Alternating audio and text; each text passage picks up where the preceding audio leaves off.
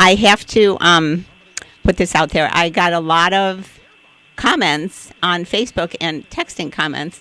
It all started with a guy named Denny Hayden who wanted to know if you have any special memories of a 1974 reunion tour at the Varsity Stadium in Toronto. One of the reasons why I spent 4 years of my life preparing the 4 CD box set of CSNY from that 74 tour was that I wanted to prove to the world once and for all that CSNY not only were interesting individuals and interesting culturally, but we were a great rock and roll band.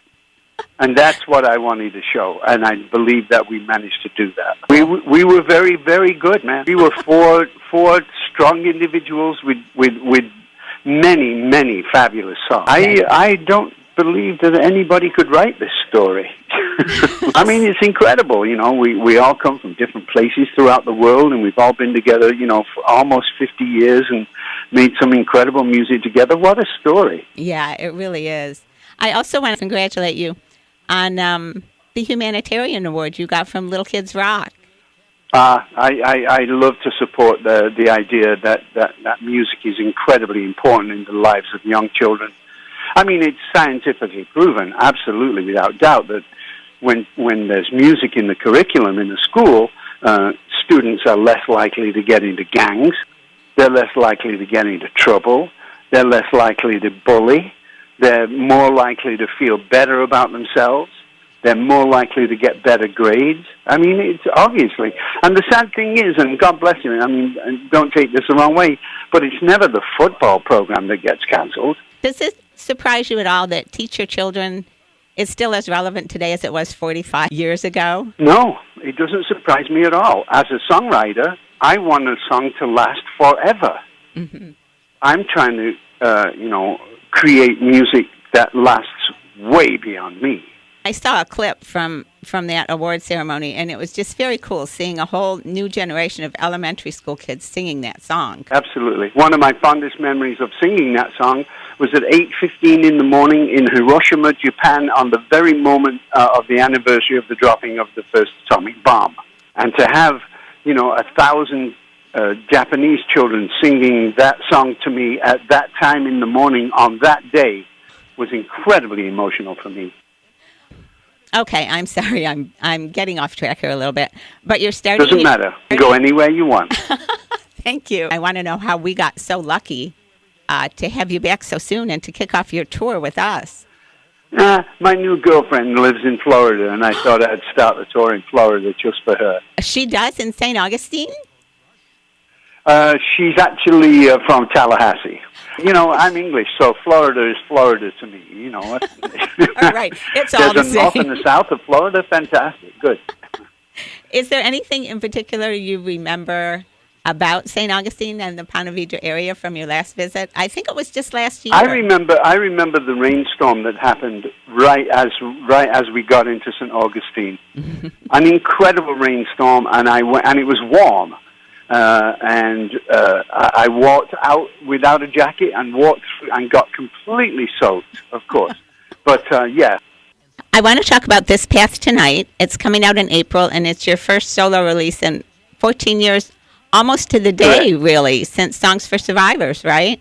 Yes, absolutely. Was it a long time in the works, or was it like a burst of creative energy that you just had to get the songs out all of a sudden? It's exactly the second thing that you said. It was a creative burst of energy where I had to get the songs out. I wrote 20 songs in a month with my friend Shane Fontaine, and we recorded those 20 songs in 8 days. It's an incredibly fast, emotional outburst of creativity, and I'm very glad. What was it like back in the studio? Because I've heard you're a hands-on kind of a guy, and you like to be involved in every aspect. I've learned in my 74 years to know when to let go. Very important to know when to let go. So, for instance, there's a song called Myself at Last, which is the second song on the record. It's the acoustic song, Yep. That was the very first attempt at the very first song we ever tried. You know what I mean? It was that kind of a feeling. Get this down right now. I mean, with all due respect, Susan, who knows how long life is going to last? I could drop dead in the middle of this conversation. And David Bowie's dead at 69. I know. That was just a shock to everybody. Yeah, so sad. But I have to tell you, I absolutely love this new release. I did have a chance to listen to it, and I tried to write down my favorites to talk to you about them. And before I knew it, I had listed every cut. For one, Golden Days, it seems to me like a kind of looking back song. I was just paying homage to the Hollies and to how it was when I was young, growing up, in the north of England after World War II. And the fact that, no matter what we've been through, these are, in fact, golden days. I mean, bad news is the news that sells. All the good stuff that happens in the world, you never hear about it because good news doesn't sell. Yeah. But there are millions of things every single day that are brilliant, beautiful, awe-inspiring pieces of humanity. And I like to concentrate on that idea. I know climate change. I know the Middle East. And it's terrifying and scary. But there are lots of good things that happen in this world that I'd rather concentrate on. And don't you think if everyone put a little more energy toward the positive things that are happening, it could turn things around? I agree. And there seems to be a certain lack of manners in this world today, Yes. I mean, people opening the doors for ladies, for instance. Simple things. Mm-hmm. Simple things. Most of us who grew up with your music, and we feel like we've grown up with you, kind of see you as a teacher. I'm wondering if getting older is what you thought it would be when you were younger. Yes, it is. I thought it would be like this. I understand the natural process of life and death, and I understand, birth and the creative energy of teenagers, and then growing up, and then becoming a young adult, and then perhaps getting married and having children of your own, and then living your life. It was very much like this. The thing I didn't quite expect are the numbers of little pains that you get when you're older. That you don't even notice when you're younger. Well, I'll tell you, when we saw you walk out on the stage when you were here last year, it doesn't look like you have any aches and pains at all. Well, the truth is that when you walk on stage, you don't. Music has this incredible ability to change the way you feel. And when we walk on stage, we're invincible. You once told me that you never get writer's block, that you move from one creative avenue to the next and back again, and you don't really worry about it. Is that kind of an analogy for life stages? Absolutely. This is the way I live my life. I want to create every single day. I'm a creator. I'm a communicator, so I have to do that. And when I do that, I can sleep. And when I don't do that, I spend hours before I go to sleep trying to figure out why I didn't. Can we talk about the song The Last Fall for a minute? Sure. There's a line in there that says, you say, what looks like adversity may be anxiety wrapped up in fear. Correct. And I think, and I'm talking a lot about aging because we're all getting older, and this. Yes, we are. This release to me has a lot of that kind of in it. Fantastic. I love that song. That happened very quickly. That was another one take. It was a one take? Yeah, same as Myself at Last. Do you think most of us see age as an adversary that we need to be afraid of instead of something we should welcome? I agree. Yes, I do. And I think that's Western civilization. It's not that way in the Orient. For instance, the Japanese people absolutely adore their older, their mothers and their fathers and their they cherish the wisdom that those older people have lived their lives to discover, We seem to go, oh, you know what, you look a little ugly. Get out of here. It's almost like when you go to, a great like Whole Foods, and at night they're taking off the apples that have got a little bruise on them. I once had a friend of mine from the Soviet Union. He was a cardiac expert doctor from the Soviet Union. I brought him over here as a guest of mine, and I took him to, you probably don't know it out. Where are you? In Florida? Where are you? Yes, in St. Augustine. Yeah. There's a well-known food store like Whole Foods called Gelson's. And I took him to Gelson's, and at 9 o'clock, there was a guy there taking out all the apples and the pears that had been bruised during the day. And he said to me, what are they doing with this food? I said, they're probably going to throw it away. And he almost started crying. Yeah. Because in the Soviet Union in the late 80s, you know, you had to queue up for an apple. You know, and his people throwing them away, he didn't quite get it. Yeah, I know. That's a sad fact of our culture today. Yes. And it's interesting you mentioned other cultures because, again, this is just my perception of this new release, this Path Tonight. There's kind of a Native American sort of a feel to it, to me, and that's another culture that values the wisdom of their older people. Yeah.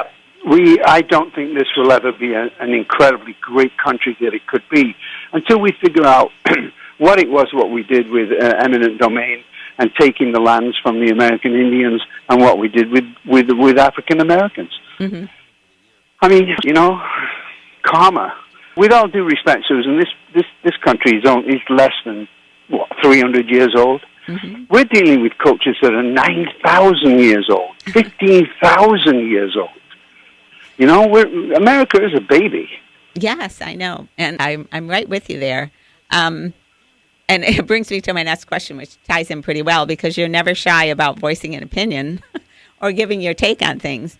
And there are a few different ways to interpret a lot of the songs on here. They could be taken politically or personally or introspectively or as a guideline, kind of. Oh, yeah. Do you want the listener to take certain things away from these songs, or are you leaving that all up to? What I wanted my listeners to realize is that I'm the same as them. I'm going through these changes. I'll bet half of you out there are going through the same changes. So if there's anything that I want people to take away, here I am. I'm a mirror. Look at me. And it does seem like we're taking a journey with you through this. Yes. There's a flow to this. I wanted to design the whole thing like a journey. Absolutely. It's like a story, and you're taking us through the different stages of it. And the album cover, you know, reflects that kind of feel, too. Yes, it does. The album artwork is beautiful. I'll tell the lady who did it. Hey, Amy, this Is lady she there? Susan says your artwork's fantastic. It is. You can look at the cover and meditate to it. I mean, it's beautiful. Yes, it is beautiful. And that was taken in Woodstock. And I've never been to Woodstock until last New Year's Eve. Not this one that just passed, but, you know, the previous one. I'd never been to I play Woodstock, of course, but I'd never been to Woodstock because Woodstock wasn't at Woodstock. Right. Who came up with that idea? Yeah, really. Anyway, so it's a great shot, and it really reflects the music inside it as a journey to be taken with me. Yeah, it really does. And another song I love is Beneath the Waves, which seems kind of like a cautionary, like a warning tale, kind of a... It is, and it was written for me and David and Stephen. Well, Yeah, you know, my we've favorite. got, you know, the first line with danger from the falling sails. Mm-hmm. Now then, we know we're on a boat because here in the same boat, right? But falling sails is lack of record sales. Do you think the fact that you're so open-minded contributes to how creative you are? Absolutely. I'm trying to stay open 360 degrees, 365 days a year. Can't make it, of course, but I'm trying. Got to be open. You got to be aware. You've got to be aware of your surroundings, aware of the people around you, aware of what you're doing. You know. Yeah. Difficult life, not easy. Well, that's another thing that really struck me about the music on this Path Tonight is that it's so honest. I know, and lots of people can't stand honesty. Yeah, and it's difficult to put yourself out there and be honest in your work because it opens you up to different, to a lot of criticism. Yeah, it's different from, telling a friend that you're off than telling, millions of people you're off. Somebody once said to me that songwriting is like torture for them, that they will do anything to avoid it, and that every song they write, they think that's going to be their last one. They don't have another one in them. Do you? I don't feel that way at all.